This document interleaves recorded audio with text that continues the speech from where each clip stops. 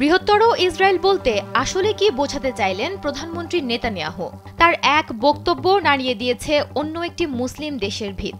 মধ্যপ্রাচ্যে কি তাহলে আবারও নতুন উত্তেজনা তৈরি করলেন নেতানিয়াহু? মঙ্গলবার সংবাদ মাধ্যম i24কে দেয়া এক সাক্ষাৎকারে বেনিয়ামিন নেতানিয়াহু বলেন, তিনি বৃহত্তর ইসরায়েলের ধারণার প্রতি অত্যন্ত আগ্রহী, ঐতিহাসিক এবং আধ্যাত্মিক একটি মিশনে রয়েছেন এমনটা দাবি করে তিনি বলেন, এমন ইসরায়েলে আসার স্বপ্ন দেখবে বর্তমান ও ভবিষ্যৎ ইহুদি প্রজন্ম।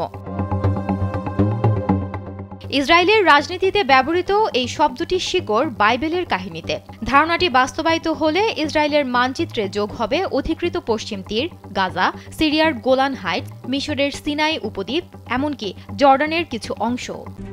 RICL TMX, যুগের পর যুগ স্থাপনা থাকে মজবুত। নেতানিয়াহুর এই কথায় ক্ষোভে ফেটে পড়েছে জর্ডান।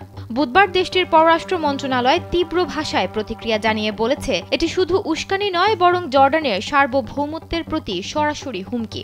আন্তর্জাতিক আইন ও জাতিসংঘ সনদের লঙ্ঘন বর্ণনা করে দেশটি সতর্ক করেছে, এ ধরনের বিভ্রান্তিকর দাবি আরব রাষ্ট্রগুলোকে প্রভাবিত করবে না, ফিলিস্তিনিদের অবিচ্ছেদ্য অধিকারও খর্ব করতে পারবে না।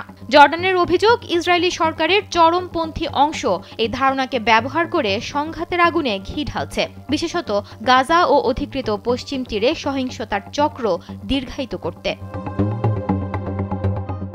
জর্ডান স্পষ্ট জানিয়ে দিয়েছে, এমন বিভ্রান্তিকর দাবিতে তাদের অবস্থান বদলাবে না, বরং ফিলিস্তিনি জনগণের ন্যায্য অধিকারের প্রশ্নে তাদের অবস্থান আরও দৃঢ় হবে। সুমনা মোস্তফা, কালবেলা।